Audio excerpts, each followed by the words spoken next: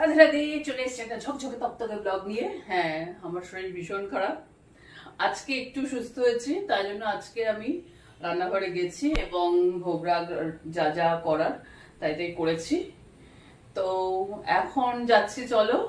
এখন অনেকটাই রাত হয়ে গেছে, এখন ভগবানকে ভোগ টোগ লাগিয়ে এখন হচ্ছে আমার জায়ের মা বাবা এসছে, তাদের সঙ্গে আমি দেখা করতে পারিনি কারণ রথ ছিল। এখন হচ্ছে আজকে আমি একটু সময় পেয়েছি, যদিও শরীরটা খারাপ, দুর্বল লাগছে, উইক আছি, তবুও তাদের সঙ্গে দেখা করতে আমার যেতে হবে। তাহলে চলো তাদের বাড়িতে নিয়ে যাই, প্রেম সে বললো রাধে রাধে। আর চলো আজকে ঠাকুরকে ভোগ রাগে কি কি দিলাম, কি সেবা করলাম ভগবানের সারাদিনের, সেই সেবাটাও তোমাদের দেখায়। প্রেম সে বললো রাধে রাধে।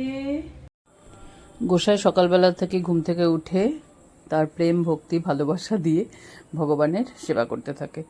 উনিই করান যা যা সিঙ্গার করানো, যা যা ভগবানের করানো সব উনিই করেন। আমার ডিউটি শুরু হয় একটু পর থেকে, সেটা হচ্ছে আমি ভোগ রাগ থেকে শুরু করি। তো শরীরটা ভালো ছিল না বলে আমি একটু হয়তো দুদিন ইয়েতে ছিলাম, বাইরে ছিলাম। কিন্তু আমারও যেহেতু ভোগ রাগ না দিলে ভগবানকে ভাল লাগে না, তাই জন্য একটু শরীরটা খারাপ নিয়ে চলে গেছিলাম রান্নাঘরে। যে গোসাই আসলে রান্না করতে পারে কিন্তু ভীষণ স্লো, বা সব কিছু গুছিয়ে এখনও সেইভাবে করতে পারে না।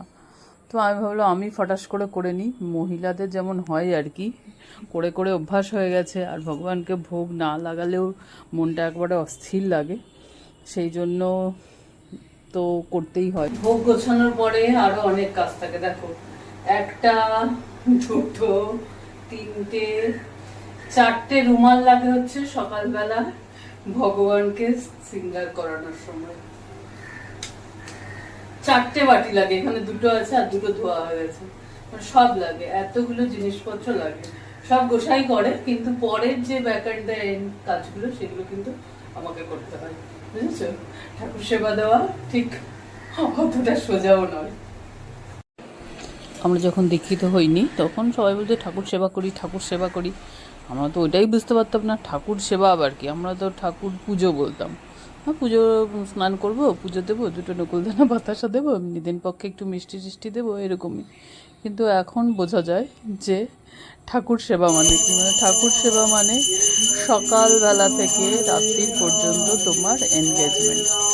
তো সন্ধ্যা প্রদীপ দেওয়ার পরে এই যে সেই বাঁধাকপির মুচমুচে পকোড়া, যেটা তোমরা ভিডিওতে দেখেছো, সেই পকোড়া নিয়ে আর চা নিয়ে আমি আর গোসাই বসে পড়েছিলাম। এবার একটা গল্প দেখো, এই যে চশমাগুলো দেখছো, এটা 4টে চশমা আমি 1 মাসে ভেঙেছি। রাত্রের ভোগে ছিল হচ্ছে লুচি পনির, কারণ ভগবানও রোজ দুধ খেতে খেতে একটু পাগল হয়ে গেছে। এখন তো আর নন্দ ঘরে নেই, তাই জন্য এখন একটু মাঝে মাঝে একটু অন্যরকম কিছুও লাগে। যাবো জায়ের বাড়িতে, সেটা যেতে পারলাম না, একজন ভক্ত এসেছিল প্রসাদ দিতে। তো চলো কি প্রসাদ দিয়ে গেল সেটাই দেখাই। প্রসাদ মানে আহাহা, চলো দেখি। একদম বিরিয়ানির মতো গন্ধ।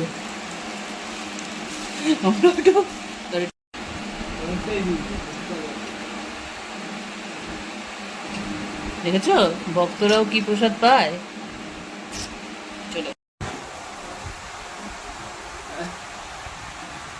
উঁচুতে ধরছি, উঁচুতে ধরছি না, আমাদের ধরছি, নেটটা ধরা দেখতে। যাই হোক, প্রসাদের কোনো ভালো মন্দ নেই, প্রসাদ প্রসাদই হয়। তবু যারা দিয়েছে তাদের জন্য অনেক ধন্যবাদ। তারা বলেছে কেমন হয়েছে জানাতে, খুব খুব ভালো হয়েছে,